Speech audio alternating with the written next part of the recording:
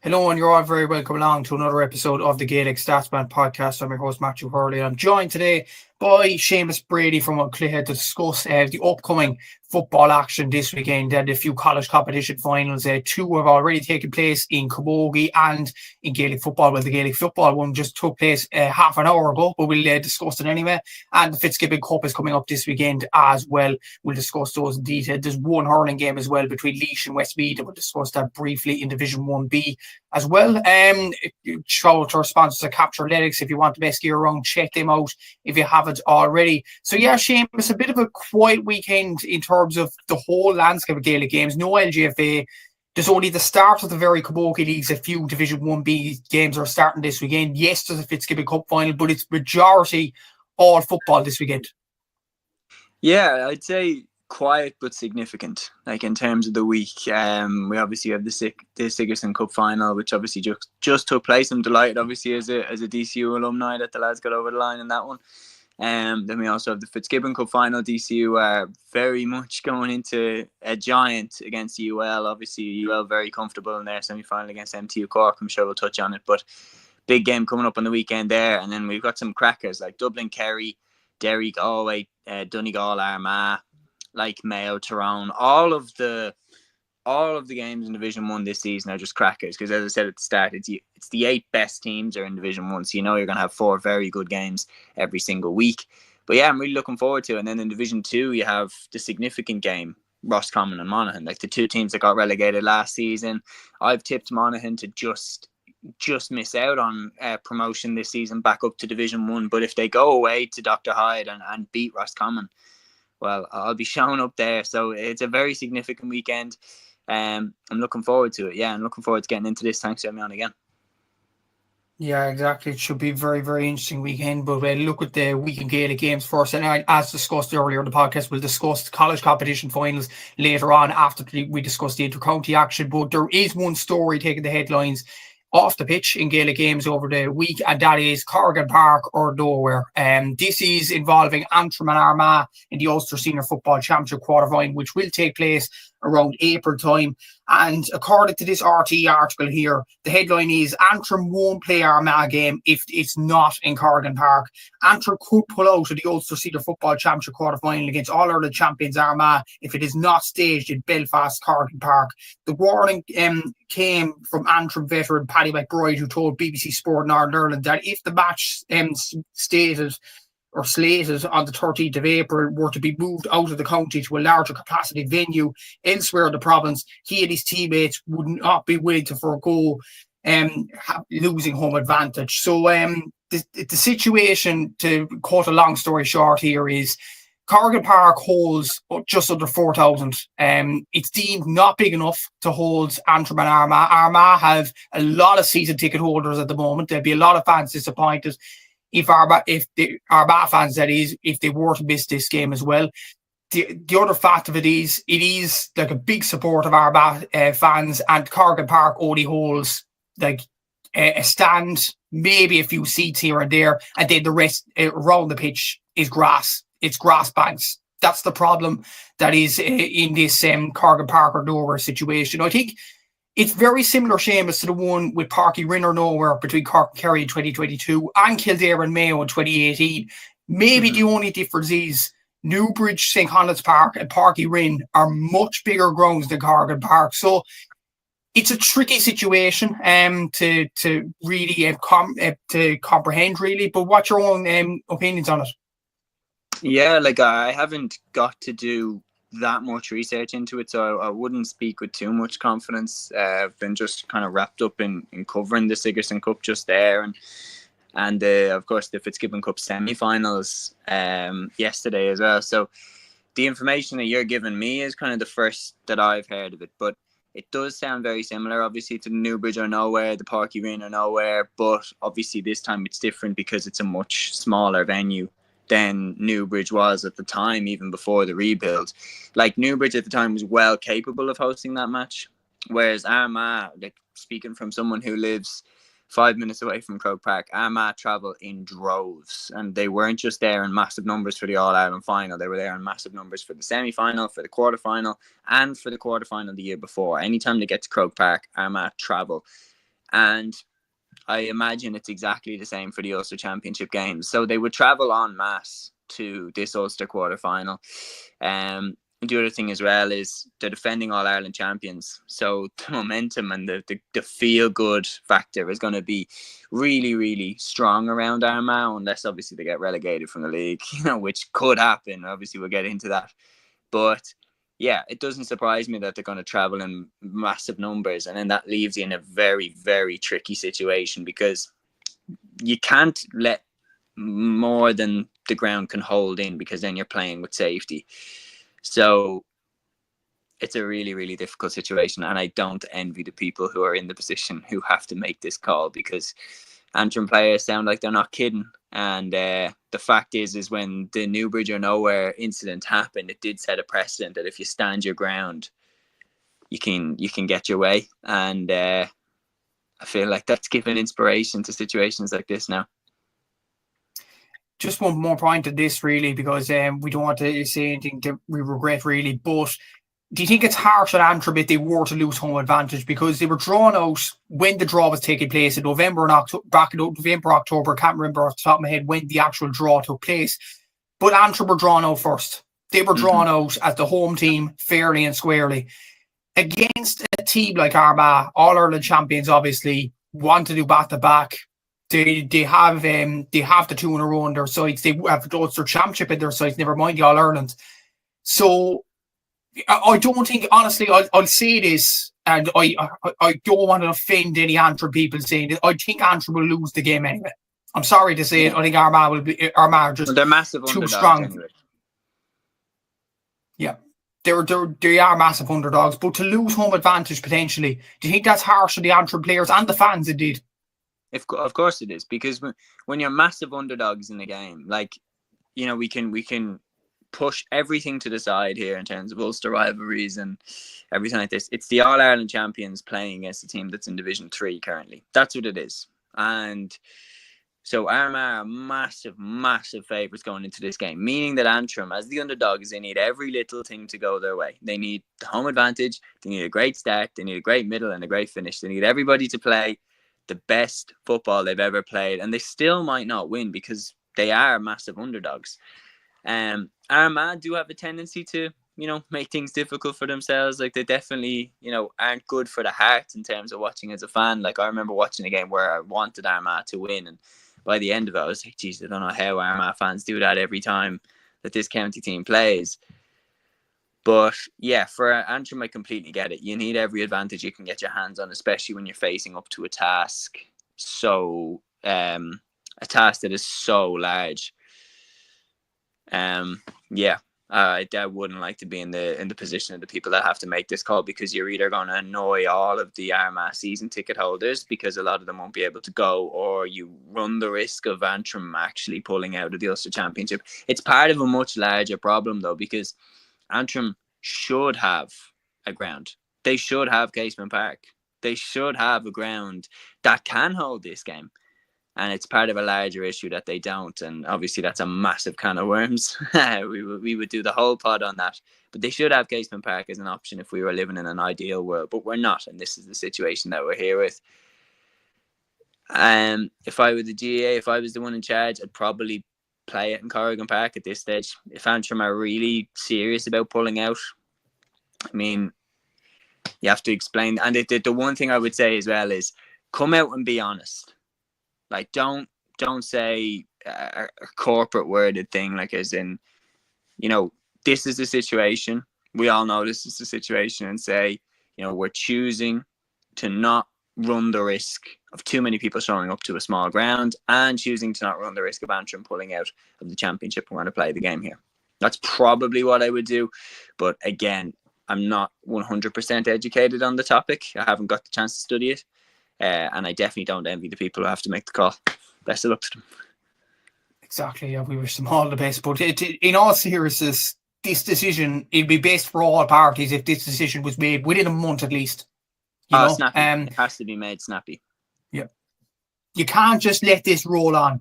And especially don't let it roll on until the end of March, when the league finals are on. Like, it'd be just a messy situation then. So hopefully a situation is does come to pass, and hopefully there is a resolution. Especially the other thing as well. Do it now when we have a load of games. Because then it will, quite honestly, it won't be as big a stone. Yeah, exactly. And hopefully they'll make the decision sooner rather than later. But we will get into the games, and we'll start off in Division 1. And as always, we'll do it in chronological order because, as Seamus said, it is the best 8 teams in the country, and every game is very, very vital. We'll start off at 5 p.m. on Saturday evening, Derry against Galway in Celtic Park on TG Carr on Saturday at 5 p.m. Interesting one, this, considering Derry were close to beating Kerry the last time out. They conceded a few goals late on and they ended up losing the game. But there was a lot of positives to take for Paddy Tally's team. But Galway, on the other hand, arguably they've looked the best team in the country so far. I know it's early days, I know it's February, but Galway have looked serious so far. So going up to Celtic Park, though, will this be difficult for Galway? It will be difficult, no doubt about it. Having watched the Kerry game, Derry showed more fight in that game than I thought they had, especially after week 1, where they went down without even a whimper to Tyrone in round 1. The second day out against Kerry, I thought it would be more comfortable for Kerry. It was a crazy game. Kerry scored 5 goals. Derry scored something like 123, and Kerry got out with the win. But it was a brilliant game. And I have to say, looking at this tie, it will be a difficult one for Galway to make the long journey up to Derry. But I really do fancy them right now. I genuinely, Shane Walsh is back in looking sharp. Paul Conroy is back in looking, definitely not looking 35. He's really, really a Rolls Royce of a player. And the thing about Galway is that they've usually had to manage out Shane Walsh coming off a long campaign with Kilmacud Crokes. They've usually had to do that. He's usually just been finished a semi-final or a final with Kilmacud. This year he's had a long rest, and now Galway can manage him out as a Galway player, just a Galway player for the entire season, which is a huge difference. And you saw he was strutting the stuff against Mayo, and he really, really looked like he had a knack for scoring the 2-pointers. They look good, Galway, and I don't see past them right now. I think that they will find a way to win against Derry.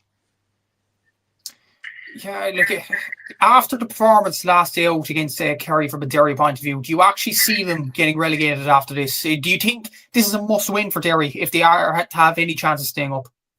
I think if they lose this one, they're gone.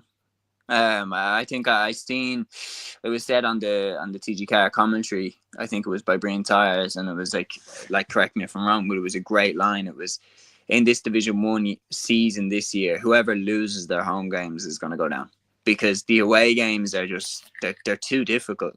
They have to go away to the toughest of grounds and dig out results. And if you're losing your home games, you're leaving yourself an almighty task to survive. And if Derry lose this game, they've already lost 2 of their home games, and that's gonna leave them an absolute mountain to climb. That's why when Dublin got over the line against Mayo in week 1, the defeat the next week to Donegal didn't hit the same, because it was like, okay, that was always going to be a difficult one. At least we got the points against Mayo. We won a game that we should win. If we lost that game, then I would have been very nervous after the Donegal defeat. Yeah, it's a difficult one to fathom, really. But I'd say Galway will win this game. But Kit Cuddy has a comment in here. Feels like there's very little between Division 1 teams. Think Derry will get off the mark this weekend. So you think differently to us two here. But should be an interesting game. It really should be. I'd probably back Galway to win this game by about 2 or 3 points as well. But Derry to produce another good performance. But I absolutely agree with you. This is probably a must-win for Derry if they have any chance of staying in the division this season. Moving on to the next game, and you mentioned your own Dublin there. They have quite a task ahead of them, going down to Austin Park or Tralee to face Kerry. This game is on Saturday at 7:30, live on RT2. Kerry and Dublin games normally don't disappoint. And with the new rules in place now, with people getting used to them, I have a feeling this could be a cracker. No, definitely. This one is going to be unbelievable. As you said, Dublin and Kerry, and that rivalry and the history and the prestige of both counties, and now we get to see these two counties playing against each other with the new rules in play for the first time. It's going to be an absolute barn burner. I cannot wait for it. Hopefully get to see David Clifford strut his stuff with some of the 2-pointers. Hopefully get to see Shawnee strut his stuff. Not too much though, obviously from a Dublin man. And then Dublin down the other end. Kieran Kilkenny showed that he has a knack for it, obviously against Donegal last weekend. So Yeah, really, really excited for this one. It's going to be an absolute barn burner, right down to the wire. And whoever wins, it definitely won't be by more than 4 points, even with the new rules. Yeah, it's going to be a difficult one to call. Really, do you think David Clifford will actually play in this game? I hope he does, even though I'm a Dublin fan. Like, he's such a joy to watch. Like, he's just an incredible Gaelic footballer, and I think seeing him at the 2 point arc have a crack at it, I think you'll be seeing reels of that made for days. Yeah, it's going to be very interesting to see. Yeah, like from a Dublin, I know we'll mention the Sigerson and Fitzgibbon Cup in a sec, but do you think Dublin could bring in the likes of? We see them just over an hour ago there getting man of the match in the DCU game. Could we see Eton Dunn potentially get a Dublin star? Not this weekend, no, but in the next few weeks, because like Dublin have had a lot of retirements, including Brian Fenton. Could Eton Dunn be the guy to step up? Yeah, I was really, really interested in that Sigerson final for that pairing. Greg McEnany and Ethan Dunn, two Skerries lads, two brilliant players with a lot ahead of them. And on the other side, of course, they were going up against none other than Peter Duffy from Coola. So I was really, really interested to see how these lads go up against each other. And the reality is Ethan Dunn got man of the match, scored a goal and two from midfield, was absolutely immense for DCU. Was all over the place, up and down the pitch, winning ball, breaking at pace. He was involved in so much of the transition play between defence and attack, and he was on the end of quite a lot. Like, in the goal that he scored, like, he got an elbow to the head and he just turned back inside and buried it. Like, it was a fantastic goal from a fantastic young player. And I think having seen him perform like that, he has to get a crack in the league. And especially in Croke Park, I'd love to see how he gets on. It's a really, really interesting period for him. I think you've got, Greg McEnany, Ethan Dunn. You've got obviously Paddy O'Coffey-Byrne. You've got Tom Lahiff. You've got Peter Duffy.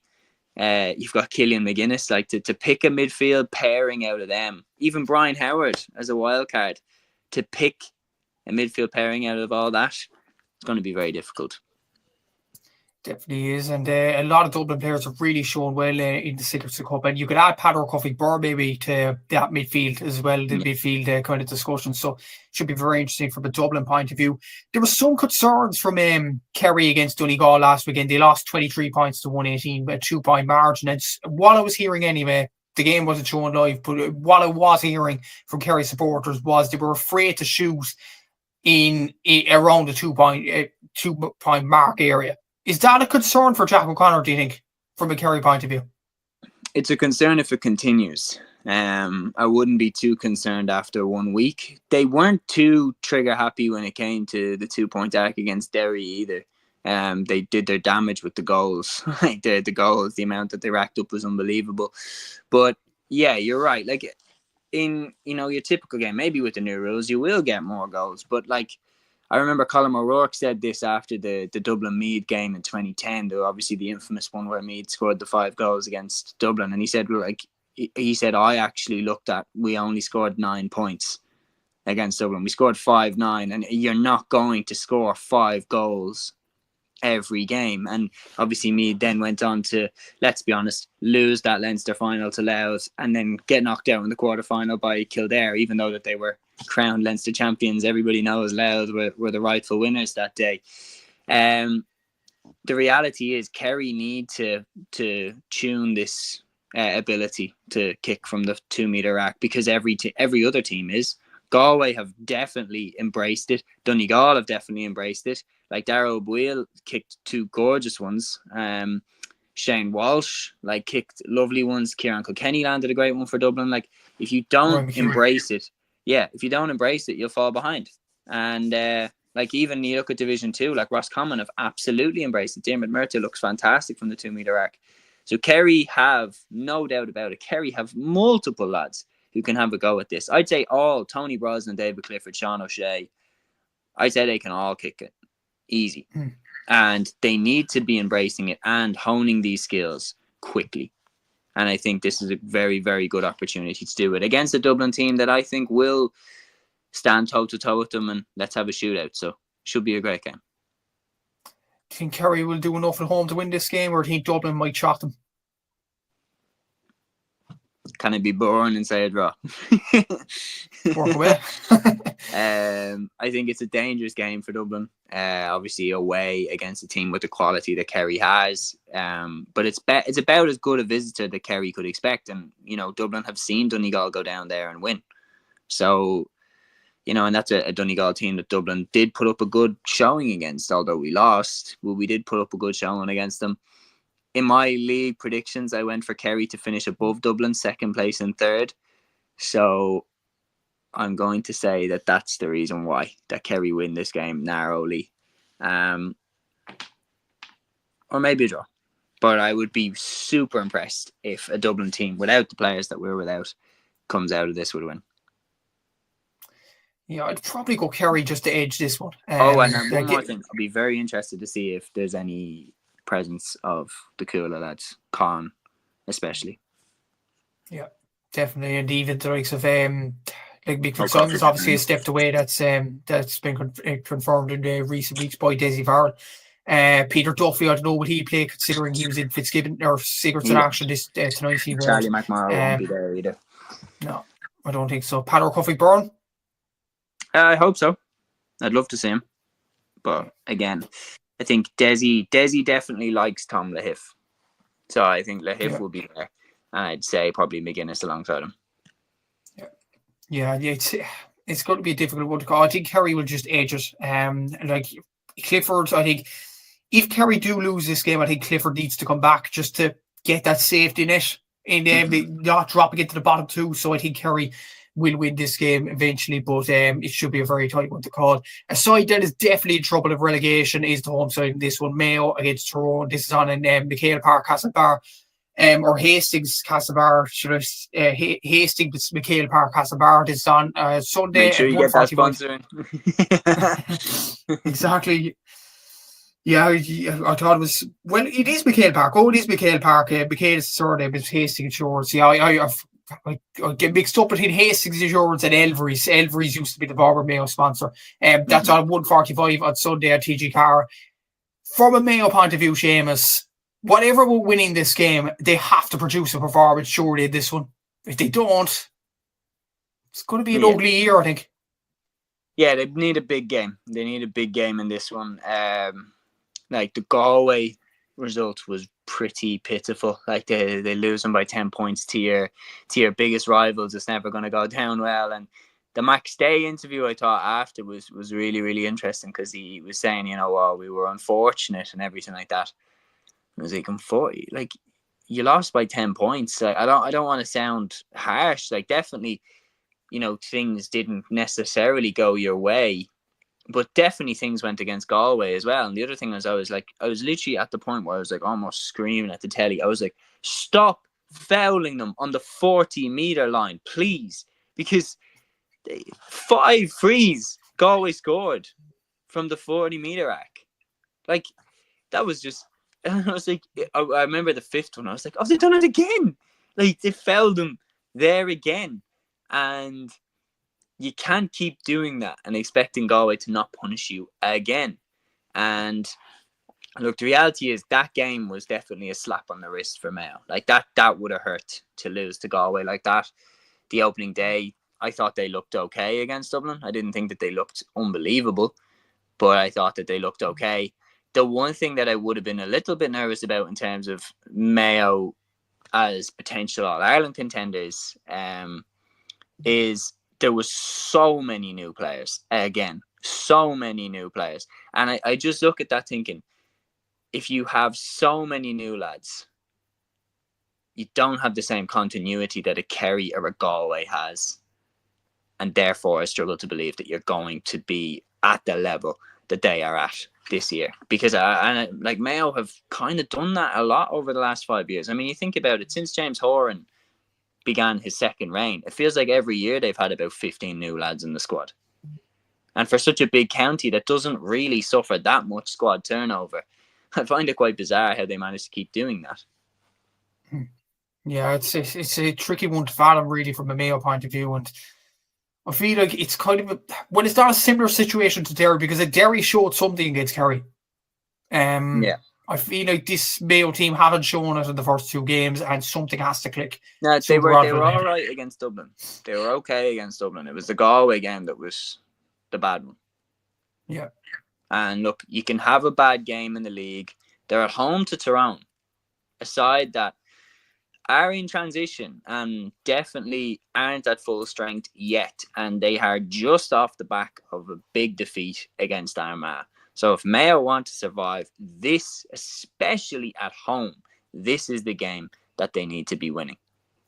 And if they lose this one, again, that's, as I said with Derry, 2 home games that they've lost. And if Derry and Mayo both lose this weekend, I'd consider them both as good as them. Because it's so stacked. And Mayo still have to play Kerry. They still have to play the All-Ireland champions Armagh. They still have to play Donegal. Like, and Derry themselves. And Derry themselves, yeah. It doesn't look good if they lose this one. Yeah, it's a difficult one to see how Mayo pull themselves out of the hole. I think Tyrone will have enough for them, though. It's a difficult one for anybody to see Mayo get over the line this one. But Tyrone, for a sec, I'm guessing you're probably saying Tyrone to win this game as well. So no, actually, I'm going to back Mayo. Okay. Bit of a bite back. I don't think they'll stay up, but I think they'll give a bit of a bite back. And I think they'll edge this one. Interesting. From Tyrone's point of view, if they were to lose the second league game, would they be worried? Would they be looking over the shoulder? Yeah, and I think if Dublin lose to Kerry, I think we're looking over our shoulder as well, because things in this league change so fast. Like 1 second you're looking up the table. If you lose back-to-back games, you're definitely looking behind you, especially in the early rounds. For Tyrone, I think there's a couple of big games, especially the ones at home. They need to be winning those. They got off to a good start beating Derry. They have some big home games coming up after this one. This definitely is a winnable game. They should be absolutely putting all their eggs in the basket for winning this one. Like if Dara's fit and available, if Rory's fit and available, they should play this one, because this is a game that Tyrone can win and ultimately ensure their survival. Because again, it's against a team in Mayo that are definitely looking over their shoulder at relegation. So yeah, for Tyrone, they need to win this one. I think they definitely can. I'm used to Mayo having everyone write them off, then they have a little bit of a bite back. I think this is where it will come. Interesting. I'm still going to go for Tyrone in this one. I think Tyrone will finish both it. Yeah, I think the Malachy Rourke, it suffered a bit of bump, I suppose, against Armagh. Like that first half performance was a bit concerning, but it is early days of the Malachy Rourke reign, so there is time to turn around that performance level indeed. The last game of Division 1 this weekend is Donegal against Armagh from Ballybuffet on Sunday, 3:45 on TG Cahir. Donegal have been near enough perfect in this Division 1 campaign, like Galway, four points out of a possible 4. Armagh bite back against Tyrone. They got 2 points on the board. Good performance. They quashed away anything that happened in the off-season, anything that happened over the States and things like that. So, do you think Donegal will win this one, or do you think Armagh will make it 2 wins in a row? I really like the look of Donegal, man. Like going away to Kerry and beating Dublin at home. Like, it's a very, very, very good start to the league under Jim McGuinness, and I've picked Donegal to finish top of the division. I picked them to win Division 1. They're at home. Even though Armagh looked very good against Tyrone, I see nothing but a Donegal win here. Simple as that. Simple as that. Nothing. Really, yeah. Would you think Armagh can go to McCool Park and beat Donegal right now? The form that Donegal are in at the moment, probably not. It's a... See, whenever I speak like that, I'm either right on the money or I'm way off. So, like, I'm basically going all in on that. And I'll be made aware if the result doesn't go the way that I think that I've said it will. The thing is, though, in the last episode of my podcast, I had Liam White in your position. Mm-hmm. And we both agreed that Armagh would lose to Tyrone. We were fairly certain of it. Look what happened. They were at home. Armagh won. They were at home, and I don't think Tyrone are as good as Donegal right now. You're really confident about this Donegal team, even early Really in the year. confident. I know, I'm just confident about them in this game. I just think that they're going hell for leather right now. I don't think Armagh are anywhere near it 100%. I would look at this Armagh game as somewhat similar to the Galway one. That they'll go in against a team that's just flying, and they won't be at the same level at them in terms of this early in the season. And I think it will be a 4-point win for Donegal. I'd go for Donegal as well. I wouldn't go as certain as you were going. I'd probably go 2 or 3 points. But Jack Nolte comments in here agree, Kate. However, Donegal are a bit ahead of teams, hard to say compared to later in the year. So, yeah, again, in these early days. I'm hesitant to say Donegal are going to win the All-Ireland because I've seen teams burn out. I've seen teams gas out, and the league as well. Let's be honest, it's a completely different season, the league to the championship. Derry looked like world beaters in last year's league, and we all know how that finished up. So I think it's very important to not get carried away, but Donegal do look good right now. Yeah, they do. And look at Mayo the year before as well. I went over football pods and things like that, and I think that defeat against Dublin, I think Paddy Andrews mentioned it. Don't ask me why I looked at old football pod episodes now, but he said that was Mayo's worst defeat since 2006 in the championship, that quarter-final defeat to Dublin. And there was so much optimism in 2023. They got absolutely smashed back down to reality. It was not only were they, but that result was it was different from the 2017 defeat to Dublin. It was different from the 2021 defeat even to Tyrone, because it was they weren't close. They got battered and they got shown how far off they were. And we're backing Donegal to win this particular game against Armagh. But from Armagh's point of view, have they put away the negativity from the off-season, in your opinion? I think people will always kind of keep bringing it back up as a way to kind of try and test their mettle. No, I don't think that they've completely banished it. I think as long as the situation kind of rumbles on, and people try and find out what is the story with Rian O'Neill, what is the story with, the other situation. I think it will still be lurking kind of in the background, and it might rear its head later on down the line. I hope it doesn't mess with them too much, though. Hopefully they can just get on with their stuff. I think we're all hoping that a genuinely good attempt at defending the All-Ireland from an Armagh point of view. We're all hoping for that, but I don't want to see it flame out, because I remember Donegal, for example, in 2013, after winning the All-Ireland in 2012, and they flamed out spectacularly. Tyrone 2022 were miles off the team that they'd been in 2021. Dublin in 2012 were miles off the team that they'd been in 2011. And that isn't that fun. You want to see the champions take a real, good swing at defending their All-Ireland, even if they're unsuccessful. Yeah, exactly. We'll hope that Armagh do that in the summer, but for this particular game, we are going for Donegal to win this game.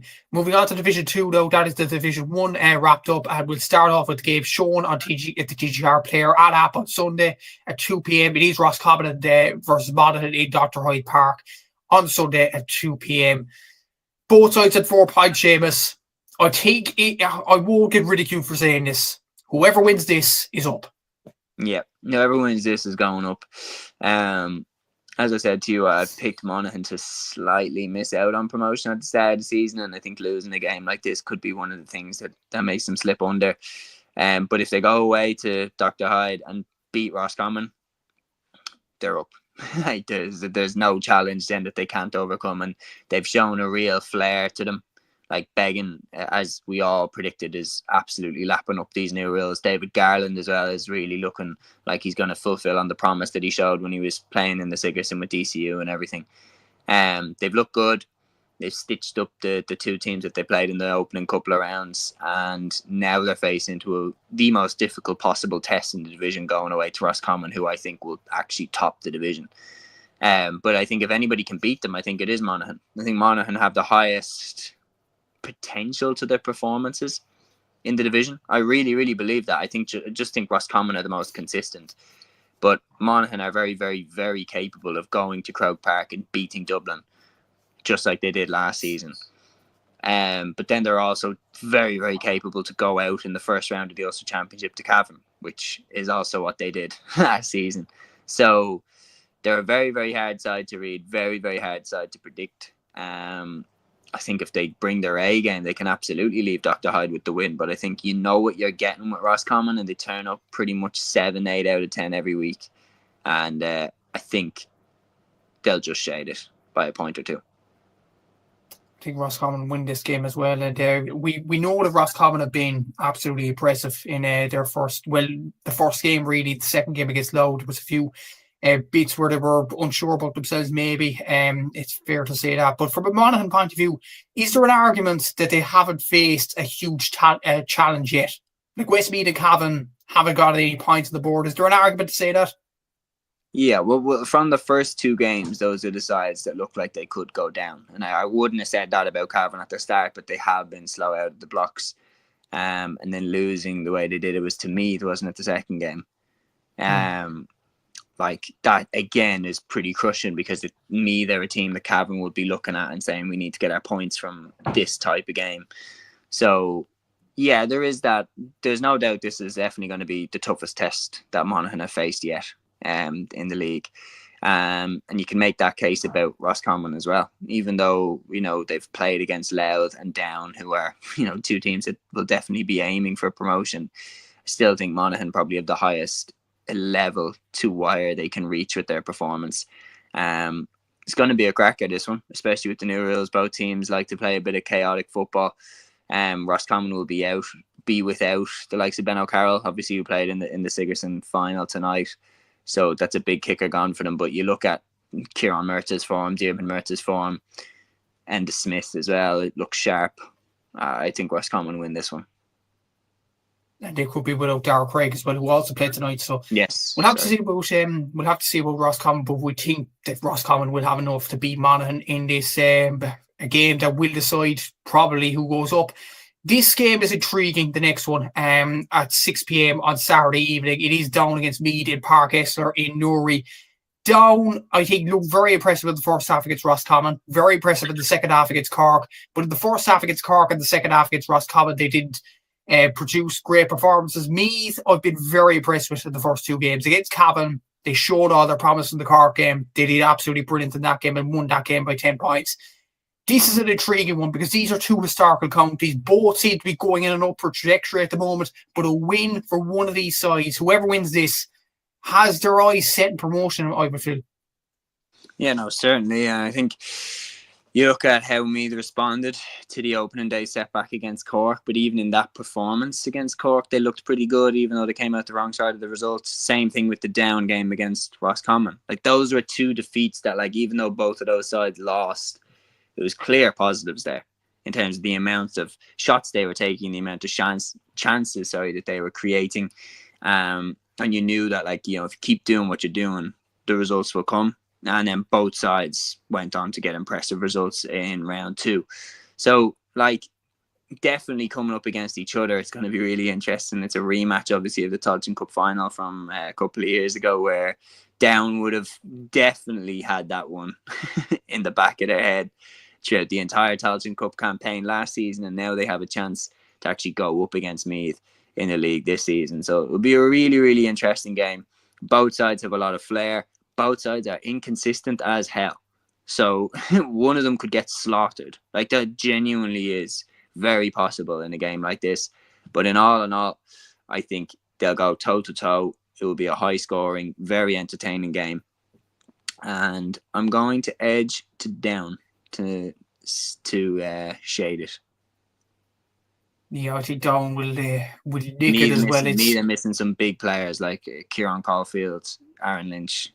They won't be available after the Sigerson. So it will be difficult for them. Even then, like Matthew Costello and Jordan Morris. Matthew Costello got a bit of an injury against Cavan before throwing, so I don't know what's the severity of that. If he is out, that's a huge loss for Meath. Jordan Morris has showed some brilliant form, but Down, like, they have a weapon in the 2-pointer with Pat Avon. Like, if he gets a chance from a 2-pointer, he's going to nail it. And Or Murdoch looked very impressive against Cork the last day as well. So did Danny McGill, got the goal for them. I think Down will edge this one and have their eyes firmly set on a promotion charge. There's no doubt about that. But that should be a very interesting game. There's no doubt about it.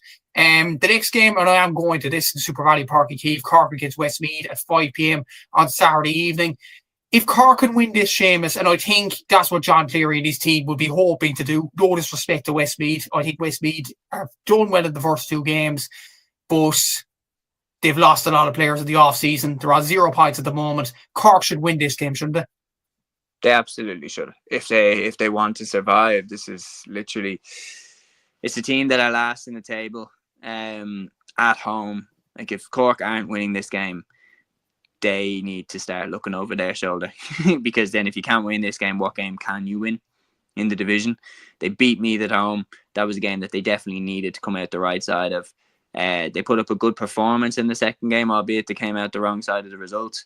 But personally, like, even though it was against a very, very good downside, Cork did look very good. I think they're going to win this game. Westmeath definitely will give them some problems. Westmeath are still a good side, but I just fear that they might not be good enough to stay in Division 2. And I think the first 2 games have shown that. I think Cork will do enough to survive. They'll get the crucial win, just like they've done over the last few seasons. I thought they'd go down because they might lose to Meath at home. But this definitely is a game that they'll win. And I'd say that very confidently. And the fact they only lost by a point against Down, and even you look at Danny McGill's goal, it was a harsh free blowing against Paul Walsh, I thought. So, and Cleary did mention that as well. So, I think Cork have to win this game just to show the positivity that was there in the first 2 games. And I will stress this, there is positivity in the first few games for Cork, but I feel like a Cleary, I think, will be saying the same thing. Like at the ground? In the Park Esther? No, Porky Queeve, like with the Cork fans, is there a bit of excitement about the footballers? Because obviously, competing with the hurlers would be difficult this season, but the wave of excitement around them. But how's it affecting the footballers? Like, is the momentum good there? I would say, having gone to the 2 games, I think the performance level from the Cork footballers so far has been good, and they have shown bits. There are some bits in the media, and I won't specify who now, but there are some articles online that were saying Cork haven't improved over the last few years, which is, I don't think that's true at all. I think Cork have really improved in the first 2 games against Meath. They won that game. It's a game they wouldn't normally win, starting off in Division 2. They won that game. And against Down, yes, they lost by a point, but 2 things. Number one, the game swung when Paul Walsh. I don't think it was a barge. I'll be honest. I don't think it was a barge. I agree with Cleary. I think it was a harsh free given against Cork. Danny McGill goes on the other end and scores. Cork could have been 5 points up if that free wasn't given. Like, it changes so quickly after that. They could have won with a Brian O'Driscoll 2-pointer at the end. They didn't do it. But then again, it shows where Cork are. Like, Down are a good side, and they were at home. So it was always going to be a difficult game going up to Park Esther there. And there was some negativity in the off-season, mainly because of the players leaving. Like, Brian Hurley's out injured at the moment. Ian Maguire, and they will be both out for this game as well. For Westmeath, Cleary confirmed this week. David Buckley's out for this game. So that's 3 huge losses, no doubt about that. But new players are really stepping out. I think Neil Lorton at cornerback has been really good. I think Sean McDonald, who scored the second goal against Down, has been impressive in the first few games, and it's been really good for UL in the Sigerson Cup as well. So I think there is positivity from people that have supported the footballers, if that makes sense. Obviously, there wasn't a lot of Cork fans that travelled up to Newry the last day, but the signs were good. The signs were good that Cork are moving on in the right direction. They got 5 2-pointers in the first half alone. So they are embracing the new rules, which is a good thing from a Cork point of view. But before we leave this game as well, there was a news story that was broke by Kieran McCarthy from the Southern Star. Conor Callahan, who was with the hurling panel over the last few seasons, has now joined the footballers. Conor Callahan from Castlehaven, the midfielder, Damien and Jack's brother. Your general thoughts on that? Could he improve the footballers at midfield? He certainly could. I was impressed with him, seeing him play with Castlehaven. It's interesting that Jack's gone to the hurlers and then Conor's gone to the footballers. Bit of an interesting one, bit of a tag out, tag in type situation. But I think he'll bring a different dimension to the midfield. He'll bring depth. especially I think with Ian Maguire's injury. I think it would do him absolutely no harm for John Cleary to throw him in and see what he's made of. At football, can he cut it into county level? Because the club championship form that he showed with Castlehaven would have you believe that he could. Yeah, exactly. And myself and Kieran did discuss it in depth in the Southern Star podcast that was out earlier today or earlier Wednesday. So check that out if you haven't already. It is a very good discussion, and there was coverage about Conor Callaghan. Yeah, exactly. But yeah, obviously we're spoiler alert, but we were both, myself and Kieran, were both positive about Conor Callaghan coming into the panel. It is a positive move from John Cleary, and hopefully he does play some part against Westmeath. He's training with the panel at the moment. We'll have to see if he does play against Westmeath, but all in all, we do think Cork will just beat Westmeath in this game, even though Westmeath will provide a test, no doubt about that. The other side at 0 points is Cavan. They're welcoming Louth to Kingspan Breffni Park on Sunday, 2 p.m. Is this a must-win game for Cavan if they have any chance of staying up? Absolutely. And I think if they lose their 3 opening games, especially including 2 home games, like they're really, really staring down the jaws of relegation. It's Louth at home, and Louth have really, really changed how people see them. Because if this was a fixture 5 years ago, if Louth were in Division 2 somehow 5 years ago, Cavan having Louth at home would be like almost a gimme. You're like, yeah, this is going to be a relatively comfortable win for Cavan, but it's massively, massively changed. Louth have been just unbelievable over the last few years. The levels of which that they've improved their performance, their work rate, their technique, their system, just everything. The standard of their play, like they've just gone through the roof. And they really, really impressed me with their away win against Westmeath. And if I'm backing them to go up, which I am just about shading them to do, I have to give them respect and say that they're going to find a way to get the win in this one. So I think this win will have a real 50-50 effect no matter what. I think it will have a real positive and negative effect. I think if Louth lose this, back-to-back defeats might derail their potential promotion push. For Cavan, it would give them, a new lease of life and potentially help them avoid the drop. But if Louth win this, it might be the spark to kick on and go get promoted and make history. And Cavan would be staring down the barrel of a relegation. So this result is going to be very, very important for both teams. And by the way, a draw is terrible for both of them. Terrible? You even go that far? Terrible, yeah. Especially if certain results go certain ways. If Monaghan beat Roscommon, there's no catching them then. Maybe we'll have to see. But you're backing Louth, are you? I'm backing Louth, yeah. Yeah, I'd probably go for Louth as well. And Cavan to look over their head, look over their shoulders, should I say, in terms of a relegation dogfight. So that is Division 2 wrapped up. Division 3, Division 4 games are along the ticker there. So we'll start off at Division 3, just a roundup of these games. They're all on Sunday. At 1 p.m, you have Laois against Sligo in O'Moore Park, Port Laois. At 1:30 p.m, you have Clare against Fermanagh in Cusack Park and Ennis. At 2 p.m, you have in Ballinamore, you have Leitrim against Kildare. And then at 2 p.m. as well, you have Offaly against Antrim at Glennisk O'Connor Park. Obviously, Offaly and Kildare you'd expect to beat both Antrim and Leitrim respectively. Leitrim got a bit of a tanking off Laois last weekend in a rescheduled game. Antrim, I feel like Offaly should beat them at home as well. So Clare and Fermanagh is an interesting one considering both may have promotion aspirations. I think Laois and Sligo, though, Seamus, is a huge game, especially for Sligo, who started really, really slowly with 2 defeats. Yeah, I was pretty disappointed with Sligo's start. I tipped them to narrowly miss out on promotion. I said that I highlighted a couple of big games in which I thought that they would lose, like the Kildare one, which obviously they did.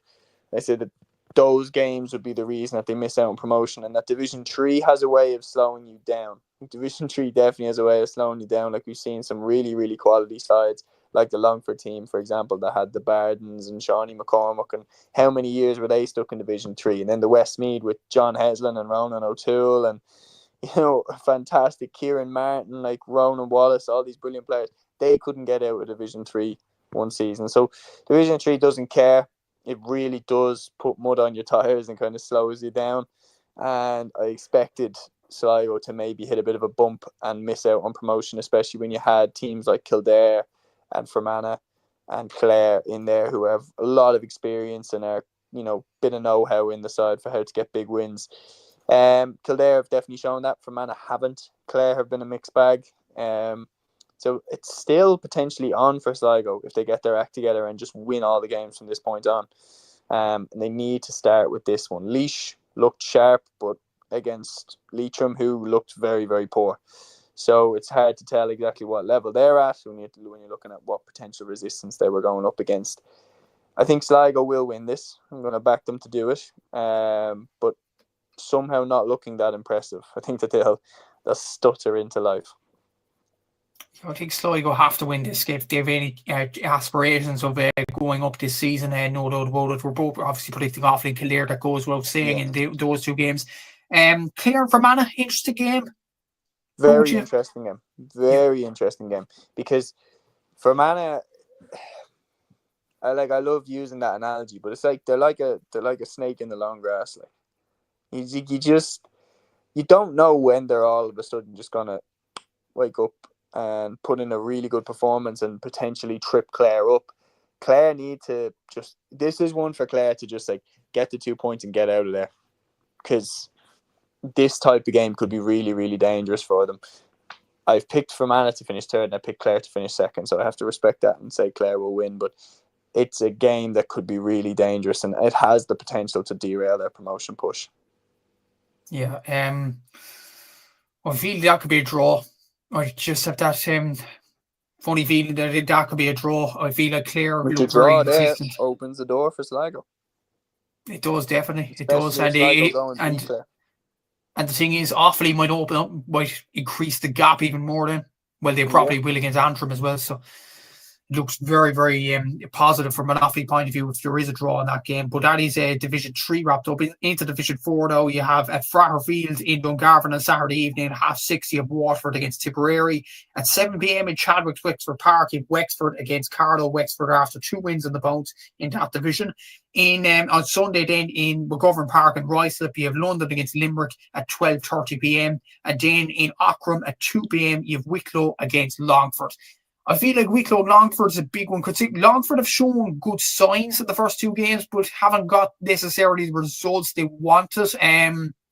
Well, they've got the performances, but they haven't got the results they wanted. Limerick need to start off fast, even though London is a difficult place to go in Ruislip, as Wicklow well know, obviously. So, some interesting games this weekend, but I think the one that really stands out probably is probably Wicklow against Longford. But what do you think?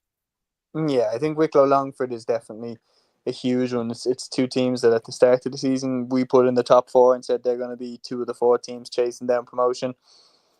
A win in this type of game is massive because it's not only the 2 points that you're getting yourselves, but the 2 points that you're starving the opposing team of getting. Wicklow, if they lose this one, they could miss the boat, because the way that they lost against London, like other teams, I don't expect Limerick to slip up like that. I think Limerick will get in and get out with the win.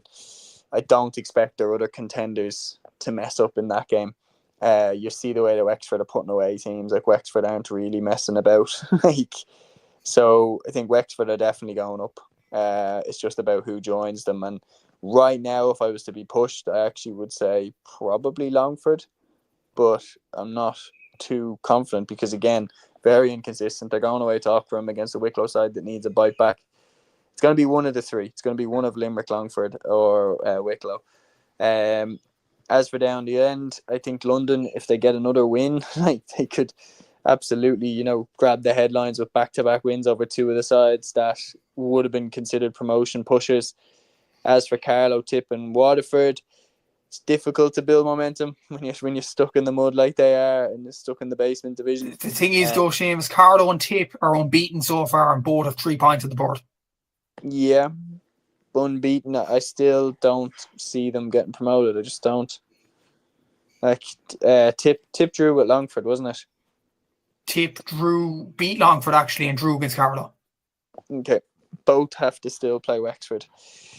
And I really think that when they play Wexford, when they play Limerick, I think that's where it will come undone.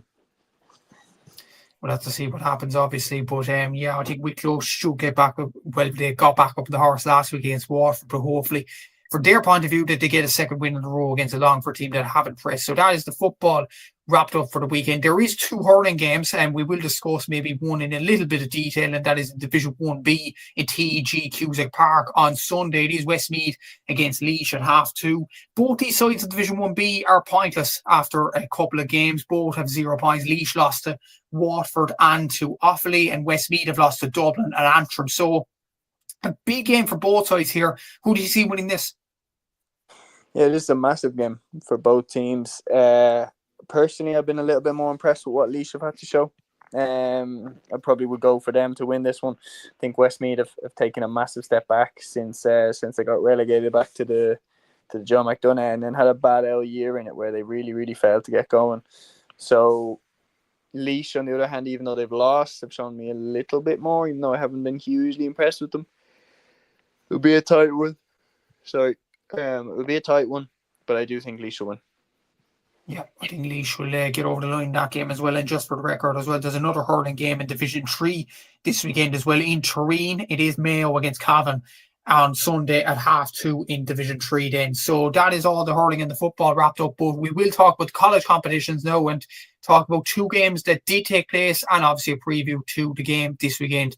The first game happened just over an hour ago now, so it is fresh in the memory. DCU 116, UCD 36. DCU winning their 6th ever Sigerson Cup title, and congratulations to everybody in DCU. It is a brilliant achievement, to be honest. And Seamus stayed a 70% shot accuracy tonight.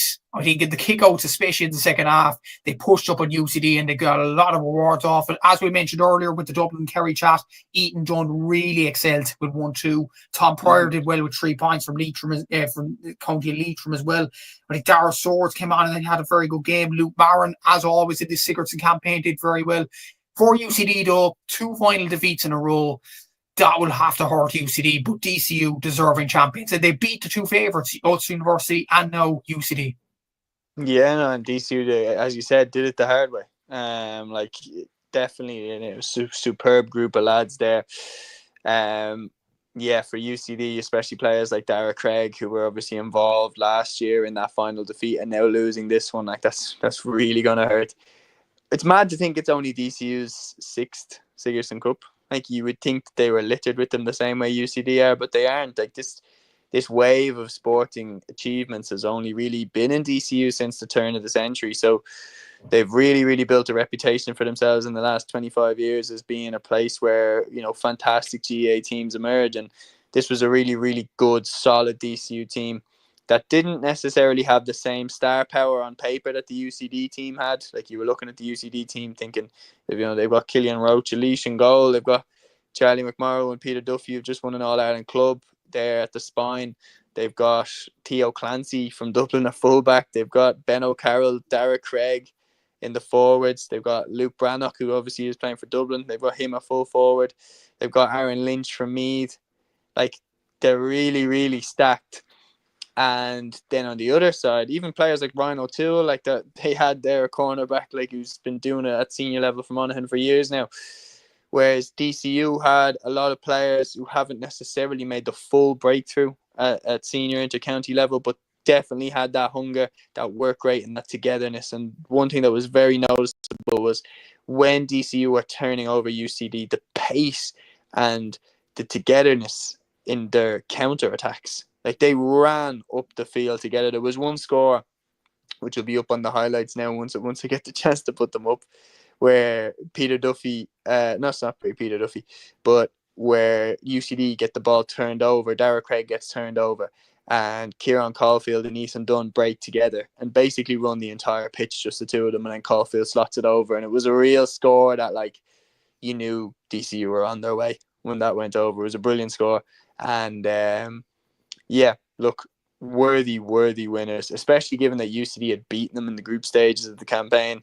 You knew that obviously DCU wanted to get some payback, and by God, they were well worth it and worthy Sigerson champions. Exactly so, and congratulations to everybody in DCU. A brilliant achievement to win this competition. For UCD, 2 final defeats. Hopefully, for their sake, they will be back. But UL were 2 finals, I think, around, it was 2022 and 2023, and they lost both. they got to a semi and a quarter since. So it's going to be very, very hard for them UCD players to bounce back. There's no doubt about that. But congratulations again to DCU, worthy Sigerson Cup champions. Moving from the big ball to the small ball in terms of the male college competitions, and it is UL against DCU with the Fitzgibbon Cup Final this Saturday at 2:45 p.m. in Beacon in Mayo, the Connacht Centre of Excellence on TG Car as always as well.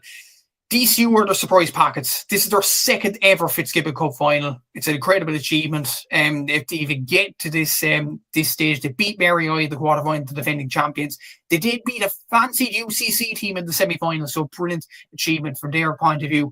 UL have just looked imperious in this competition, as they usually do. This is their fourth Fitzgibbon final in a row. They've won 2 out of the last 3 as well. They look serious, and to be honest, the scary thing is UL are without Adam Screeney this year, who's injured. Imagine if they had Screeney this year. Jack Leahy scored 3 goals and 16 points from play, a brilliant player from Donegal in Cork. Garrod O'Connor's got 27 points. Brian O'Sullivan has got 10 points in this campaign. Colin O'Mara won 7. Aidan O'Connor and Adam English won 6 each. So brilliant scoring from a UL point of view there. And bring up DCU scores. Killian Dunn has 18 points. He's their top scorer, but he was injured for the semi-final. He might be injured for the final as well.